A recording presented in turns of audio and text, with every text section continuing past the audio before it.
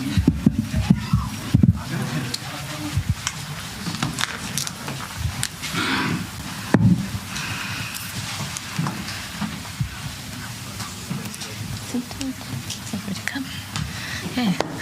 Good afternoon, colleagues. Good afternoon, South Africa. My name is Karabo Khachau, DA National Spokesperson. Thank you so much for all availing yourselves for today's press briefing. Leading the press briefing today on behalf of the Democratic Alliance is the federal leader of the Democratic Alliance, that is John Steenhuisen, and then followed by the chairperson, federal chairperson of the Democratic Alliance, that is Dr. Ivan Meyer. We also have the chairperson of the Federal Council of the DA, that is Mayor Helen Ziller, as well as Willie Okamp, who's also one of our national spokespersons. So I won't give you anything to bite on yet. I'll give on to John to give us the address.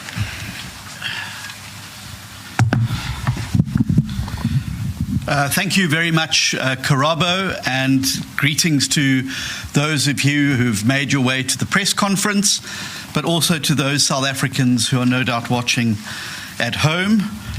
Thank you for making yourselves available, and I do promise that we will be finished in time to watch our mighty Springboks crush the barbarians this afternoon. My fellow South Africans and citizens, a year ago, the formation of the multi-party coalition, now known as the Government of National Unity, filled our country with enormous hope. It followed the decision of the people of South Africa to remove the outright majority that the ANC had enjoyed in South Africa since the historic elections of 1994. But in last year's election, the people of South Africa sent a very clear message that they no longer wanted the ANC to do as they pleased, regardless of the consequences for our country. The people of South Africa said very loudly that they were tired of corruption, they were tired of grinding unemployment, and that they were tired of an economy that had not grown meaningfully for decades. Instead of one-party domination that had been known since that election in 1994, the people chose something different. They wanted multi-party cooperation and collaboration. In short, the people of South Africa wanted to see things change. And it was based on this mandate of change that the Democratic Alliance, after extensive introspection and inward discussion, made a decision to join the Government of National Unity. However, instead of upholding the wishes of the people by working in a collaborative, respectful manner with all parties inside of the GNU, the ANC has repeatedly undermined these principles. Time after time, it has slapped away the hand of cooperation and co-creation in favor of arrogant, narrow, partisan party political interest. Right from the beginning, the statement of intent was violated by appointing a bloated executive without consulting the DA on the other parties that were to be joining, in order to give the ANC more influence than the voters wanted it to have. President Ramaphosa has since signed destructive pieces of legislation into law that have far-reaching consequences for our economy and economic growth, as has been seen by the reaction from some of our largest trading partners.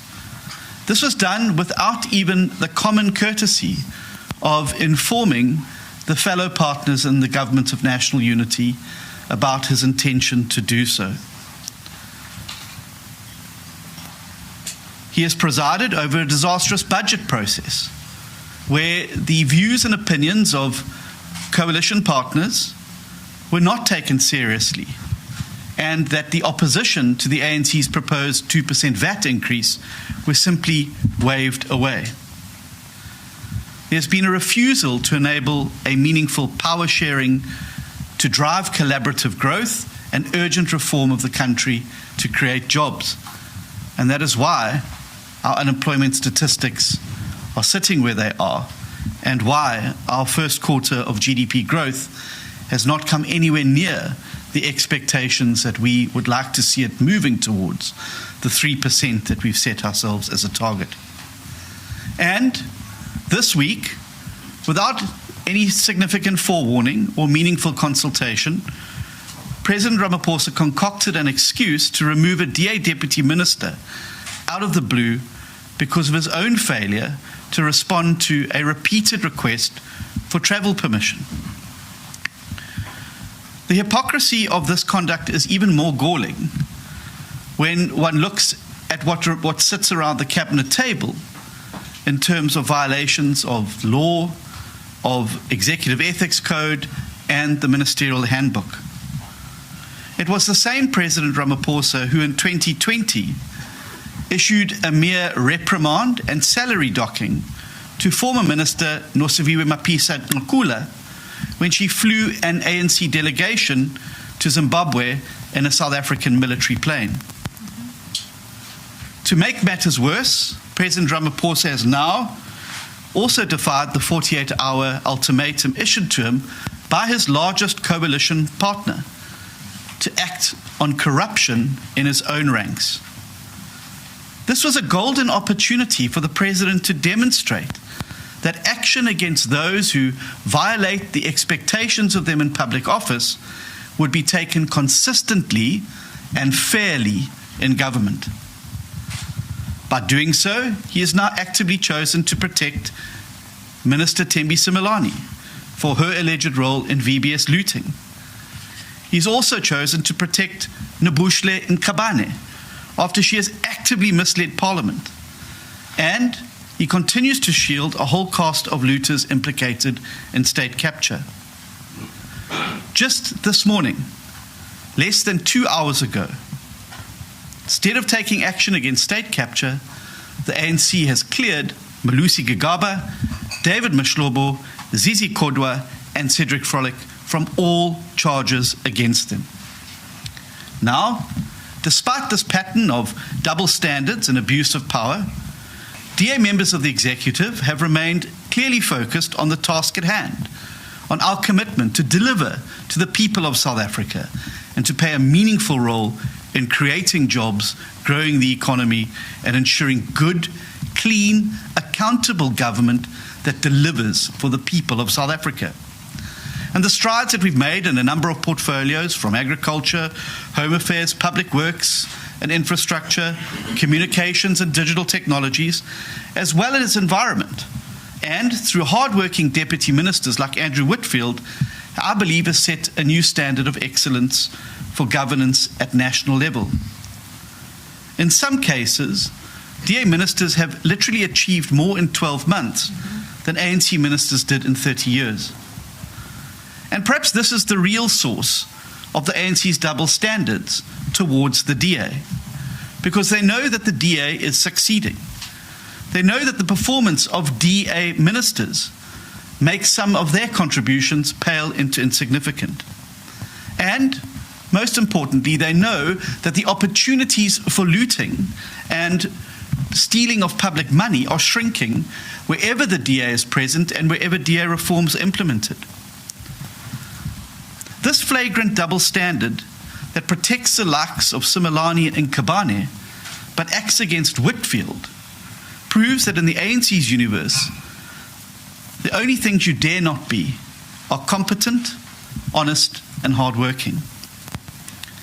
But sadly, this is not an isolated incident. It is about a pattern of disrespect, arrogance, and double standards. The ANC has refused to implement Clause 19.3 of the Statement of Intent that requires sufficient consensus to resolve disputes, directly undermining the GNU and the original Statement of Intent. And the President's now refusal to act against corruption within his own ranks, but singling out as a priority a DA deputy minister, risks confirming that his oft-repeated public commitment to clean governments is a sham. Until he replaces words with action against corruption within his own ranks, the DA sees no further point in wasting our breath in endless talk shops with the ANC. For that reason, the Democratic Alliance's federal executive, which met at 1 p.m. today, has resolved to withdraw from the national dialogue with immediate effect. In the absence of a president who's prepared to take action against VBS looters and state capture accused sitting around the cabinet table, it is clear that the dialogue will be reduced to nothing more than a waste of time and money to distract from ANC failures. And this explains why they are so obsessed with it. It's clearly an electioneering ploy at taxpayers' expense to gloss over the serious crises that they have plunged South Africa into. The dialogue also has no constitutional standing whatsoever to take or impose decisions. Frankly, if the president cannot even dialogue sufficiently and meaningfully with his own coalition partners, there is little point to pretending that there's any substance to an ANC-run national dialogue.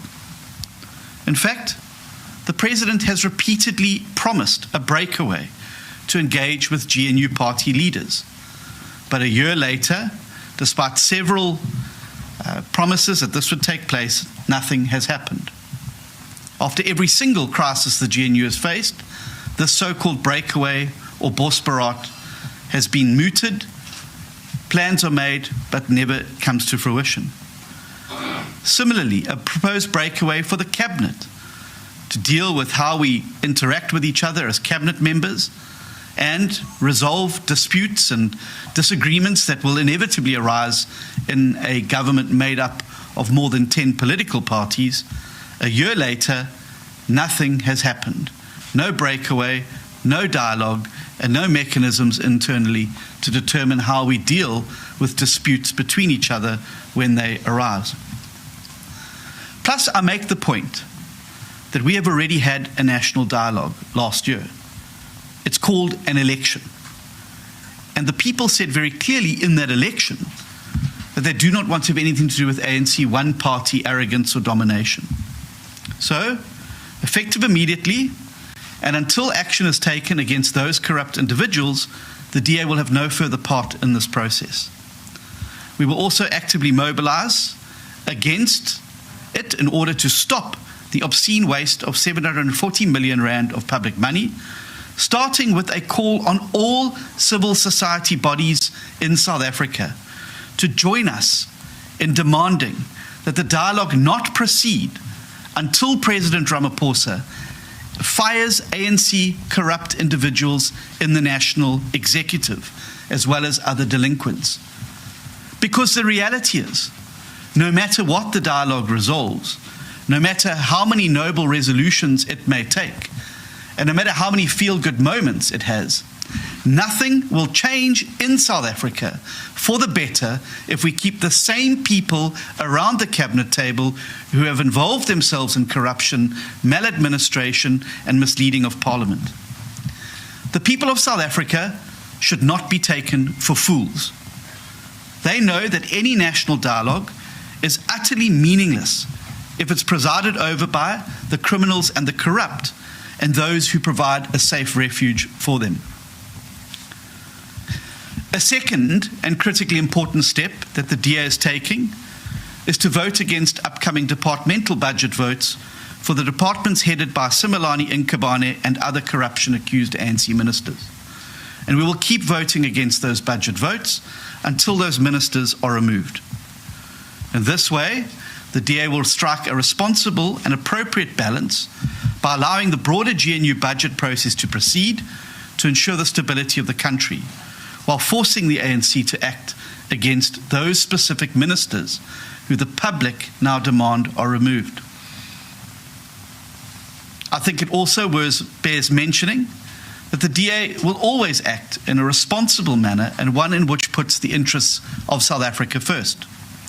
The demonstration of that good faith was shown just this week in the National Assembly, where, despite the unilateral axing of Deputy Minister Whitfield, and despite the fact that the President had given me his word that I had 24 hours to notify Mr. Whitfield and brief my party about the step he was about to take, he simply fired off the letter sacking Deputy Minister Whitfield 3 hours later.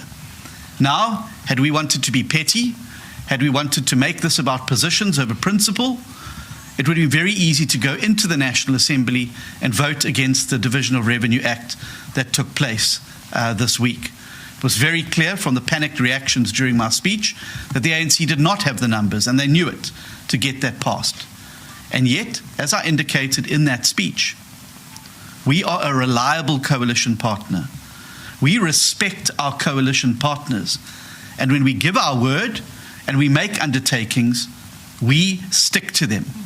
We do not treat our coalition partners with the same disrespect that they have shown to us repeatedly. If the ANC wants support for those budgets, they must replace the incumbent ministers with alternatives that meet the very high standard that the President has set for himself now through the axing of Andrew Whitfield. A further step that was considered by the Federal Executive was the tabling of a motion of no confidence in the President. We understand the concerns that many South Africans have about what would follow or could follow if Ramaphosa was removed from office. However, I want to be very clear and honest that in the DA's view, the actions of this last week and the fact that Minister Nkabane still sits in the cabinet, our view is that the President is failing to uphold his word to act against corruption, and unless he does so, he is going to make himself indistinguishable from the RET faction in his own party. Now, while the FedEx decided not to table a motion of no confidence at this stage, it is clear that the DA is in the process of losing confidence in the President's ability to act as a leader, not only of the ANC, but of the GNU, of which we are the second largest component. I do want to take a moment to explain to citizens what this process involves, should it materialize in future. At every instance where President Ramaphosa has chosen to protect corruption accused within his own ranks while treating his coalition partners with contempt, he has sought to justify these actions by hiding behind something called presidential prerogative. He used the power, the fact that the Constitution gives the President certain powers as a blanket excuse to take action against honest and hard-working members of the executive, while shielding those like Nkabane and others implicated in corruption and mismanagement. It seems that the ANC has never asked themselves the question about where this prerogative arises from in the first place. The President only has this prerogative because his partners in the government of national unity, without whose votes in Parliament, he would have been reduced to being a one-term president. Unlike the ANC suggestion that this prerogative is some form of God-given right, it was only conferred temporarily on President Ramaphosa, the leader of a party with barely 40% support among South Africans, by the very parties in the GNU, including the Democratic Alliance. More specifically, without the DA's numbers in Parliament, President Ramaphosa would never have had such prerogative in the first place. And what was ours, given by acting in good faith, is ours to take away when shown bad faith.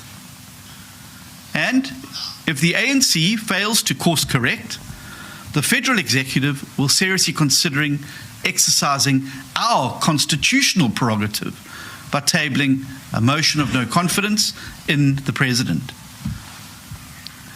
I want to speak directly now to South Africans. Last year, you all voted in your numbers to reconstitute government and set our country on a new path.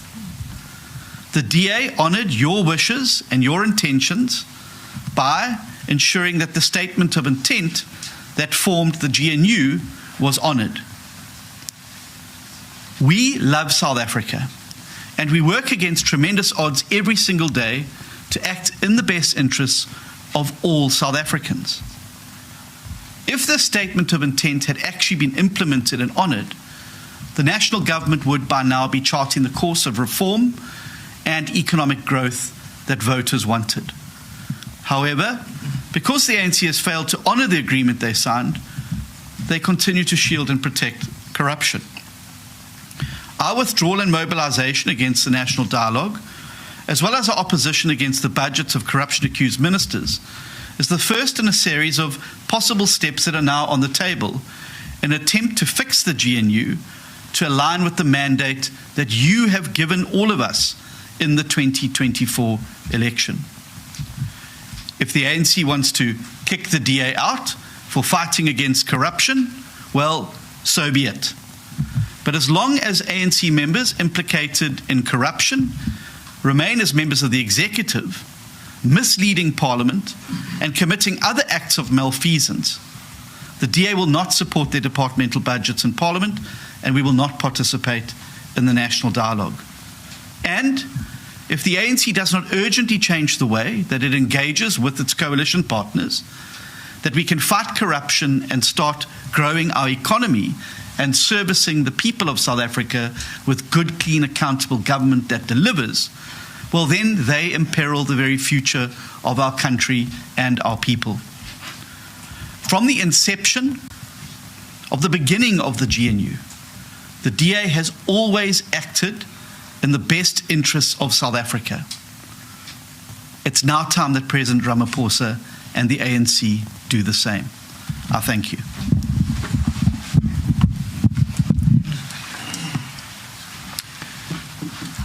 Thank you very much, John. Colleagues, I will be handling the question session. We're going to take it in sets of 3. Please, when you are recognized, state your name, the media outlet that you represent, and I will then decide which of the panel members will handle the questions. I've got 3 hands here. The first hand was over there, Paul. Good afternoon, Paul Vecchiato from Bloomberg. The departmental votes in the budget. If those departmental budget votes don't go through, does the whole national budget then not pass? And secondly, does this mean that government spending goes down to 10% of the previous years? So, and I think that happens around about the 27th of July. So could you just give us an assessment of what would happen if the DA votes against those departmental budgets? Thank you. Thank you very much, Paul. Kevin Brandt. Good afternoon, Kevin Brandt from ENCA. I just want to know from the DA, would a more impactful move not have been to leave the GNU? Because what if the sentiment from South Africans out there is that we actually back the national dialogue? Thank you. Thank you very much. Vuyo? It's the same question. Vuyo Mvogo, Newsroom Africa. It's the same question asked differently. Why was it not a consideration to get out of the GNU completely? Thank you very much. We'll take the next round of questions after John has answered these ones. We'll get through to everybody, I promise you. There's such a lot of hands here, so thank you. Thank you. Thank you very much, Paul. We won't be voting against the globular budget, and I think that is as a result of the fact that we want to ensure that delivery proceeds for the people of South Africa. But those individual budget votes where ministers are severely compromised and sitting at the top of those departments will obviously have to find other ways to get those budgets passed. The entire schedule will be put. If votes aren't, individual budget department votes aren't passed, they've got to go back to committee level and have to have a process that follows if they're not there.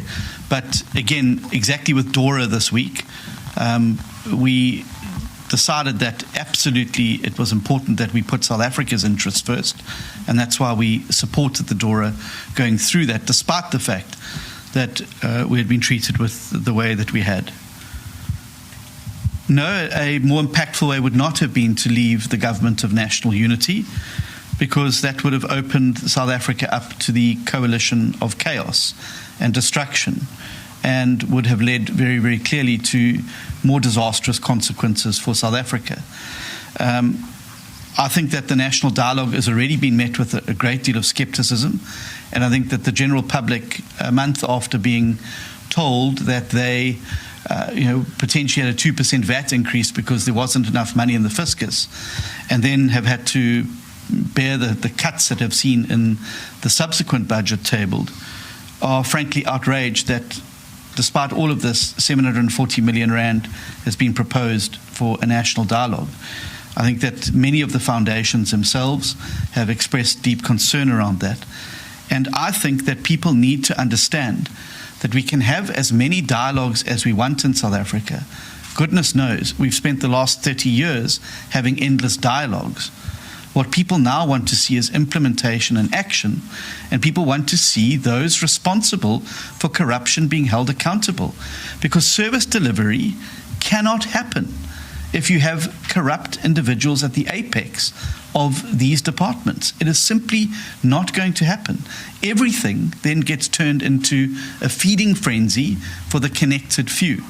And if you look at the uncomfortable questions that Minister Whitfield, Deputy Minister Whitfield, had been raising around things like the Transformation Fund, things like the IDC board, and also the way in which he has been significantly sidelined in the lottery, it is very, very clear why he was actually removed when people have committed far more serious acts of that. Voyo,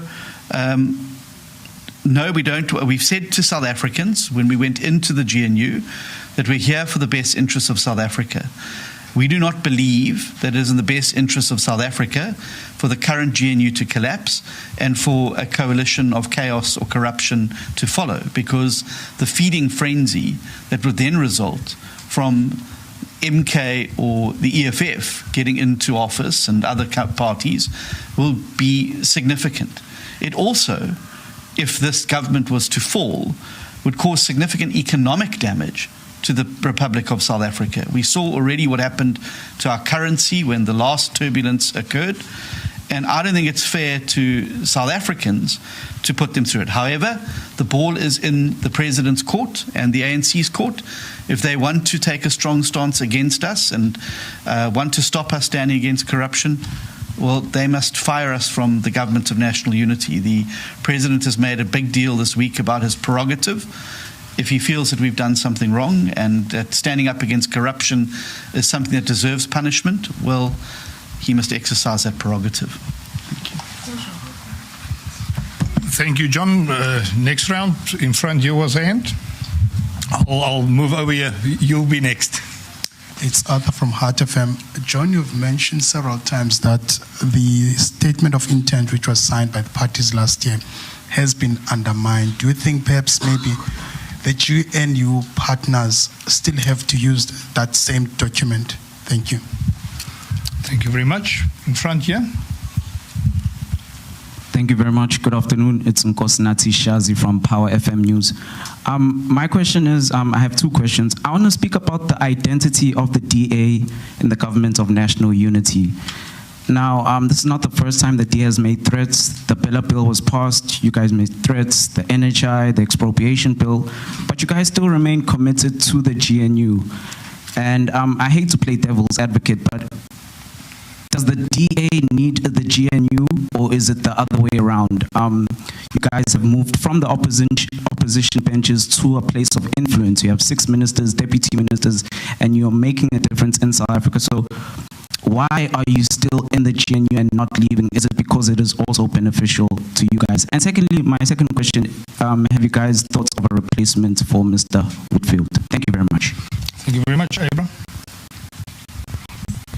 Abra Barbie of the SABC. The presidency in a statement said that the president won't be attending the symposium in Spain due to political, political events unfolding in the country. Has the presidency made any contact with the DA leadership about a possible meeting? Because it sounds like he's sitting and waiting for something big to happen this weekend. Okay. John? Thank you very much. To Heart FM, I think you ask a very good question. One of the problems that we have in South Africa is the very limited time that we have to be able to put coalitions together. And so the statement of intent was the best that we could do in that short particular time frame. Obviously, what you would have preferred to have is a much longer coalition document. When you look at coalition agreements in other countries where you have similar coalitions, these documents run into hundreds of pages. And they set out every eventuality and they deal with a number of mechanisms.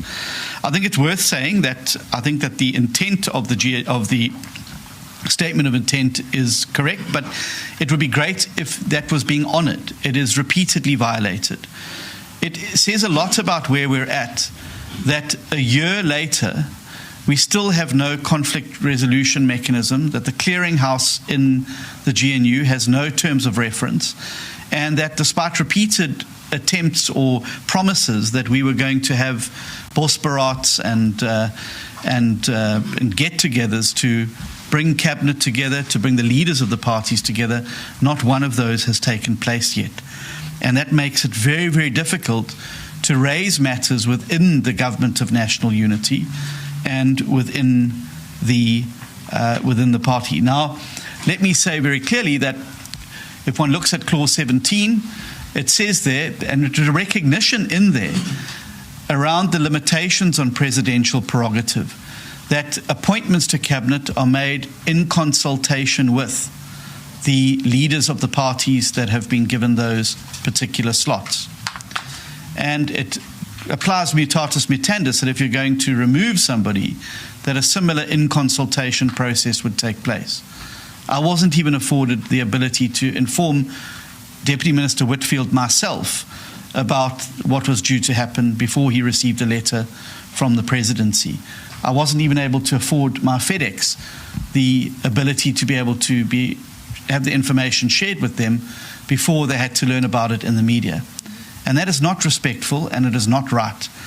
And so I would urge that if this is going to continue, that these items, particularly Clause 19.3, need to be taken seriously by the ANC particularly, and that the statement of intent needs to be respected in both the letter and spirit, and not simply treated as an obstacle.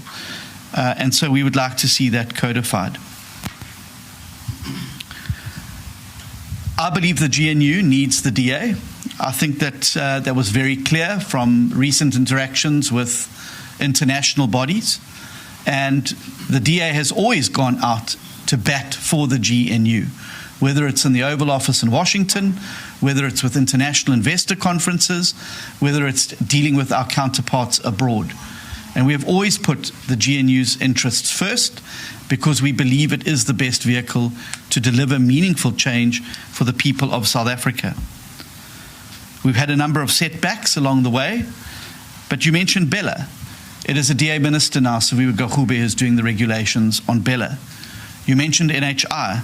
We were able to get through the medium-term development plan, the more pernicious aspects of the NHI, including the collapse into a single medical fund, removed from the medium-term development plan. And so I think that the DA has had a number of successes within the government of national unity, and that the contribution being made by ministers and deputy ministers who work jolly hard every day under very difficult circumstances shows that South Africa benefits from having the DA in the GNU. I think it has done a huge boost for investor confidence, and I certainly think that if one looks at the response and the sentiment from business, from industry, and from Labour, that the government has benefited from having the DA within it. Abram, sorry, I can't read my handwriting. What was your question again? What was my question? Yeah. Have you had any? Oh, no. And this is part of the problem, I might add. We're in the midst of a GNU crisis. It would have cost the president absolutely nothing to say, look, I'm dealing with the following people. Or have done an omnibus shuffle when he removed Deputy Minister Whitfield. But what it now appears is that the sole priority of the president over the course of the last while has been to take action against Deputy Minister Whitfield 5 months after the so-called transgression happened, and with no, in the interim, sign to me or to others that there was a major problem. If we can't pick up the phone and have these types of conversations with each other, or provide an opportunity for us to ventilate these issues, instead of being simply summoned to a meeting and told this is what's going to happen, and then asking for 24 hours to process it through my own party, and having that completely upended, how on earth are we going to have discussions about some of the bigger and pressing issues that face us? And this speaks to the heart about the respect that needs to be shown. It cannot be that the ANC behaves as if they got a majority in the last election. They do not govern with a majority. They govern as part of a coalition of which the DA is the second largest party. And without whose votes, it's probably unlikely that President Ramaphosa would be serving a second term. We put our trust and faith in his commitment to clean, accountable government and to a spirit of cooperation. That has been observed in the breach continuously over the course of the last year. And it simply cannot continue. The people of South Africa voted for change. They did not vote for more of the same. They did not vote for more of the Zuma years where the corrupt and those responsible for maladministration are shielded and protected. They did not vote for poor service delivery. They did not vote for ministers to treat Parliament with the contempt shown by Minister Nkabane and taking people in South Africa for fools that there were these committees set up to ensure that these cadres were deployed to the various seaters, where no doubt they would be prepared to carry on with their activities that they have been indulging in for the last 10 years. That is not change. That is more of the same. And South Africans voted for change, not more of the same. And as long as the DA is there, we're going to fight to ensure that the change happens. And that starts by putting pressure on the ANC and President Ramaphosa to clean up. It's no use sweeping outside the DA's doorstep if you're not prepared to sweep outside your own doorstep. Thank you. Thank you very much, John. Colleagues, we are going to run out of time and we all want to be there for the rugby. Before I give the last round, I see there's a lot of hands. I'm going to give the people that has not asked questions yet first to bite at the cherry, but I would like to just ask Helen to also give a few comments. Thank you very much.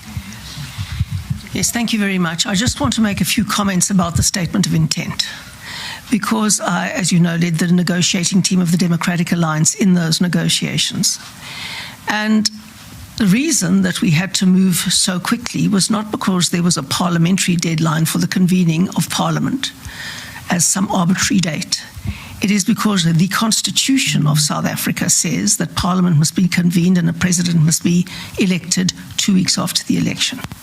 So that was an unmovable deadline. And the bad faith of the ANC began in those negotiations. And in fact, they changed the entire draft the night before the parliamentary sitting. And we had to decide what were our non-negotiables. We did a lot of compromising, as you always have to when you're putting together a coalition. But the one thing that we were absolutely determined was unmovable was the mechanism of decision-making in the new Government of National Unity, which is largely a coalition government. And we had agreed that that method of decision-making would be by sufficient consensus. And the president, the night before, in his own office, tried to whittle down the definition of sufficient consensus, and we stood firm and were prepared not to vote for him if that clause was whittled down. Well, frankly, in the interim, the ANC has ignored every single clause of the statement of intent. We insisted that it was signed by Fikile and Balula before we agreed to vote for the president on the 14th of June last year. But frankly, that signature isn't worth the paper it's written on. Clause 18 says that all decisions in the Government of National Unity will be taken by consensus. And if you can't get consensus, it will be by sufficient consensus. And then under Clause 19, there is a clear definition of what sufficient consensus entails. There's supposed to be a mechanism to apply sufficient consensus. It has never been implemented.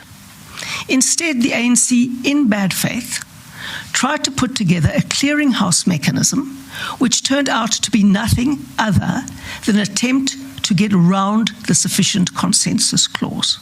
And it was a complete farce. All of the legislation to which I think Nkosinathi referred to was actually passed in the 6th Parliament before we got into the Government of National Unity. So that limited our leverage. But on other things, we have real leverage, and we have the most leverage in Parliament, which is the leverage the voters gave us. And we will use that leverage, as we have done on the VAT increase, and as we will do on the votes of corrupt ministers. And obviously on the complete and utter waste of money, as John has said, the 700 million rand, which is actually a cover for the ANC's 2026 election campaign.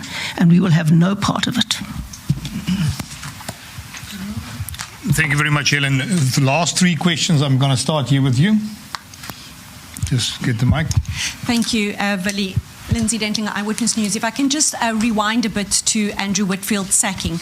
Is the DA saying that all transgressions are not equal if you feel that this move was too drastic?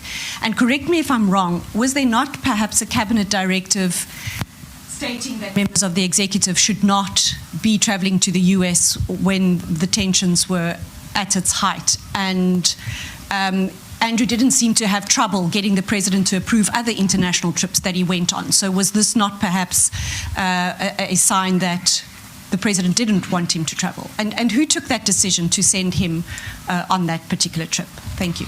Thank you very much. There was Jason. Thank you, Vali. Jason from News 24. Just one question. How do you foresee working in the GNU with the very people that you call delinquents and corrupt? And then I think the question on the replacement of Andrew Whitfield hasn't been answered yet. Do you foresee that position being replaced with another DA member, given that there were 6 deputy minister positions and 6 minister positions? Thank you. Thank you very much, guys. The last question there, right next to Jason. Yes, Joseph Musia from JTP Media. My question to the DA is the issue of not going to the boycotting the national dialogue.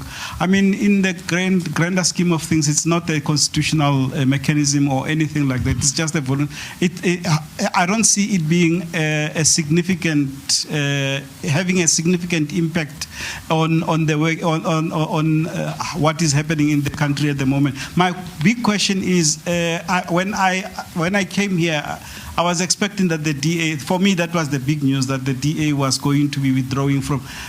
But if you are not continuing, and the ANC sees this as just another DA complaint that is not going to lead to anything, is this action significant enough? I mean, if you, for me, like everybody else, it came as a surprise that the president decided to take this particular action against Mr. Whitfield. And you are still prepared to sit in the same cabinet with these people.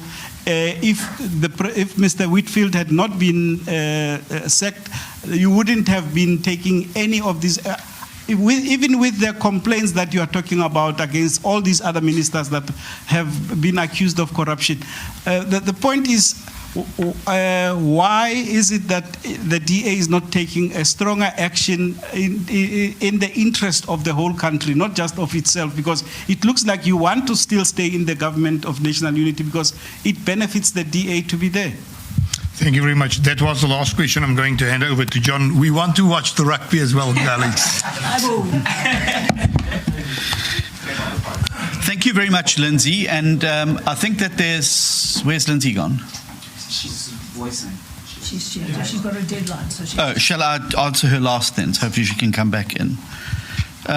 Jason, yes, we will be submitting a replacement name, and that will obviously be a matter for our federal executive to take through the process. It is a DA position. And once again, the fact that we got 6 ministers and 6 deputy ministers is also another example about how we put South Africa first. We proportionally are entitled to a lot more than that. And yet, it is another matter we had to swallow at that particular time in order to make sure that we got a GNU that worked so we could get South Africa moving forward. And so I fundamentally want to prove the point and repeat what I've said, that at every step of the way, we've taken action to ensure that the coalition of chaos and coalition of corruption, or the doomsday coalition, does not happen in South Africa. And that leaves me to Joseph's question. And I'm sorry, Joseph, I hope you haven't put your front page together already, that you're disappointed that we're not leaving the GNU. But one of the reasons we went into the GNU was to play a part in rescuing South Africa and to ensuring that we prevented a doomsday coalition. And I can tell you without a shadow of a doubt, and as soon as night follows day, that a coalition differently constituted is going to either include the EFF or MK, or a combination of the both of them, or it is going to be a minority coalition that's all of its instability and uncertainty that goes with it, or it could be a little coalition with a 2 or 3 seat slim margin, where you're going to have to make sure that every sitting, every single day, every single committee meeting, make sure that you've got all of your people there. And that ain't no way to run a government, I can tell you that. And we know one thing from the course of the last 20 years I've been in Parliament, that even on days of motions of no confidence and the like, that the governing party wasn't able to get all of its people into Parliament. And everything then on an order paper becomes a backwards and forwards, like we saw on the VAT issue. And that is also no way to run a stable government. And so the best option for South Africa remains the GNU in its current configuration, but things have to change. They cannot stay the same as they are. And the ANC needs to start realizing that we are part of a coalition. And being part of a coalition means that you show respect to your individuals. Now, I have shown nothing but respect to the President throughout the term of the GNU. And we will continue to do so. But it is time that that respect has started to be repaid. I can think of no more remarkably disrespectful thing to do to a fellow leader than to undermine them in their own party. And the actions taken around the firing of Andrew Whitfield could only have been served to undermine me in my own party. Now, if I had done that to the President, I imagine I would have received a furious reaction. If I'd undercut him in the eyes of his own party, it would have received a serious action. We need to understand that we are all leaders. Yes, the ANC may be the largest party in the coalition, but it doesn't have 51%. The DA has 22% in the coalition.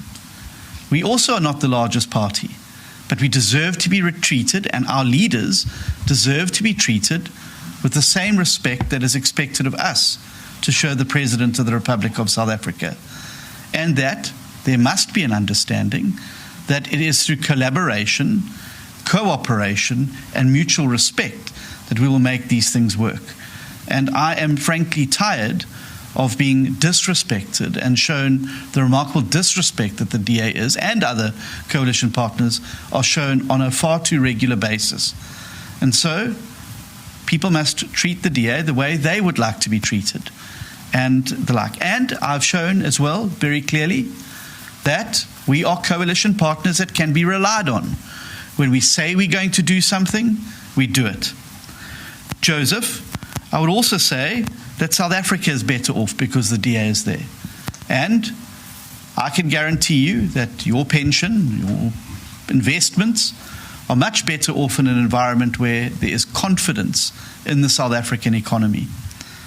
Having traveled to the US, and I don't need to show you what Mr. Trump showed the world on his screen there, if that is what's going to form part of the government of the Republic of South Africa, I can assure you that international partners are going to turn their back on South Africa in a big way.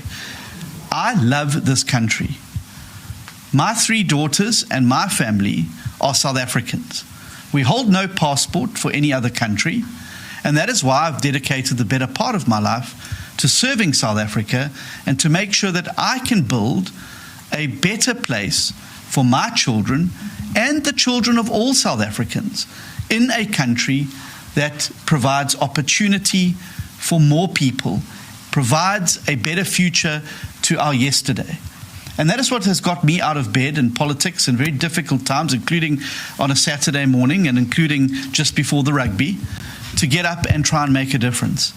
That is what I and hundreds of other public representatives do every single day, because we want our country to succeed.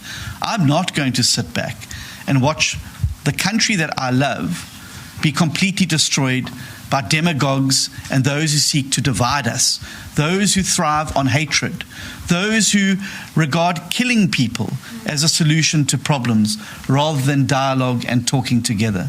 And that is what drives the DA, and that is why we're not going to walk out on the GNU, and we're not going to walk out on South Africa, and we're not going to walk out on the people who are looking to us to show the leadership that's required in this country to get it moving forward. However, we need to then genuinely focus on the things that are going to get our country moving forward. And that cannot be the ways of the past: corruption, maladministration, pilfering of public money, disrespect shown to Parliament, and all of these other things that have become simply par for the course over the last 20 years in South Africa. We need to change, and the GNU needs to lead that particular change. And so we will stay in the GNU as long as we believe we can be part of that change. However, we should not be tested to the point where we will have to make a decision. And that is why I've said we voted for the GNU and we voted for Mr. Ramaphosa because his public pronouncements were that he was committed to cleaning up government, to fighting against the corrupt, to implementing the findings of the state capture inquiry, to ensuring that those who are responsible for state capture are brought to justice and held accountable. And it is that distinguished him from the others in his party who belong to other factions.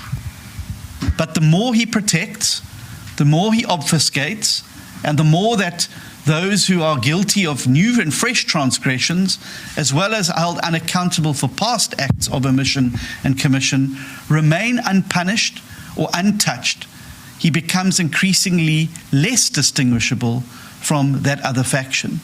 And that may well tip the scales in the future. But for now, we will continue to put the interests of South Africans first. However, we will be taking these steps in Parliament, and they are significant steps against these particular budgets.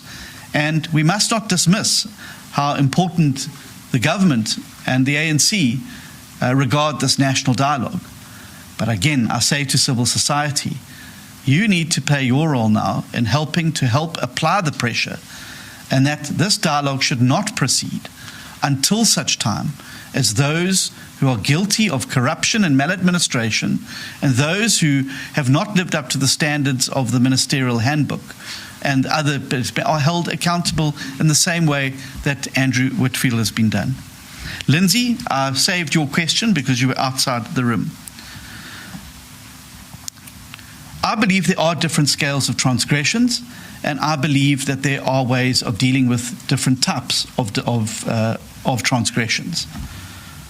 Taking in South African Airways, South African Air Force plane, and taking a bunch of ANC colleagues on a jolly when you're the Minister of Defence is an abuse of power in probably the most egregious way.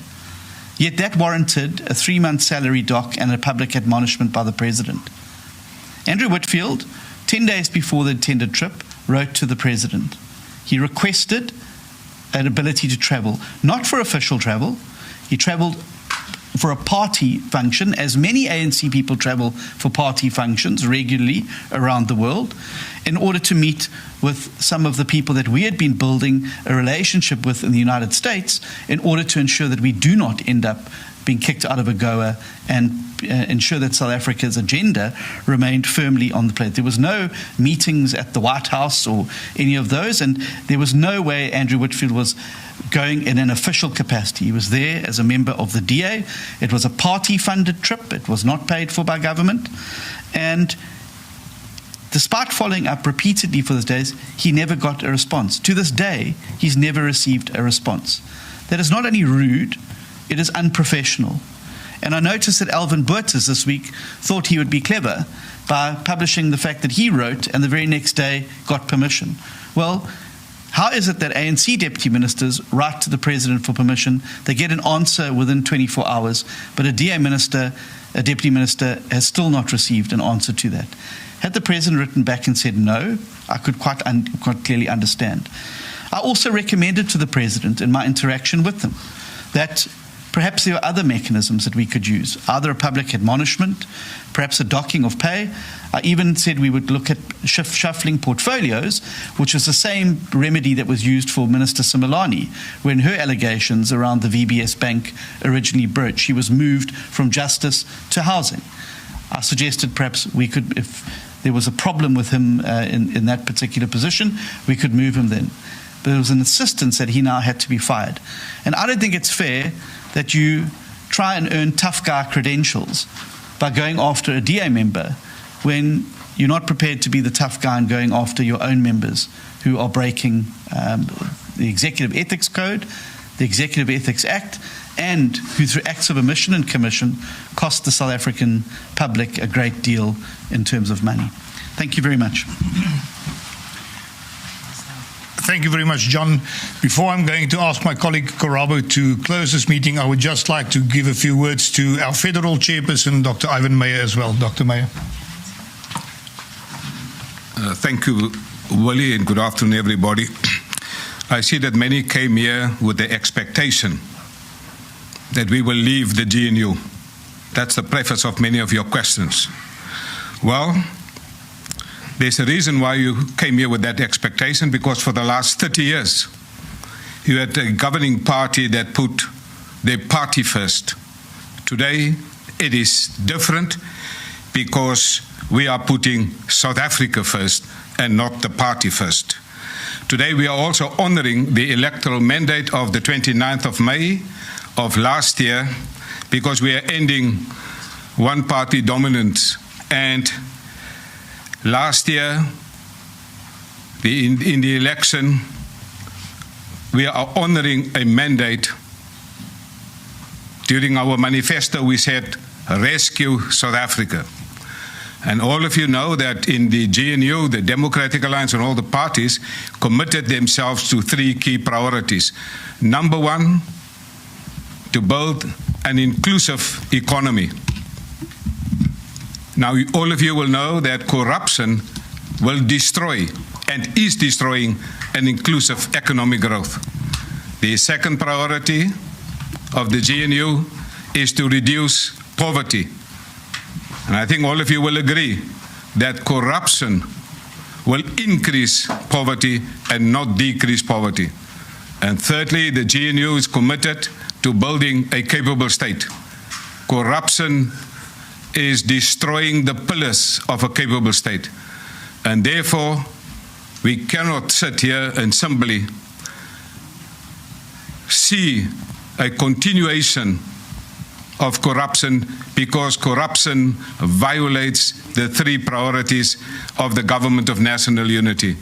And as you have heard, we will withdraw from the national dialogue because it is nothing but an electoral campaign. 700 million will be abused by the ANC in the election, as Helen Zille has indicated, and therefore we cannot continue taking part in the national dialogue, because that is also corruption, and we will not take part in any corruption.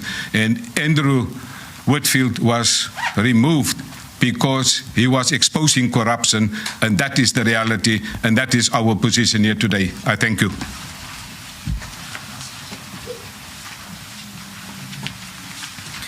Thank you, Dr. Meyer. Thank you, John. Thank you, Ms. Zille, and thank you, Vili.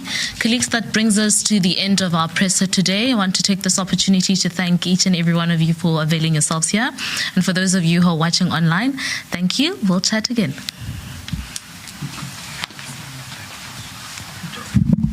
Thank you, John. Thank you. I had one reminder.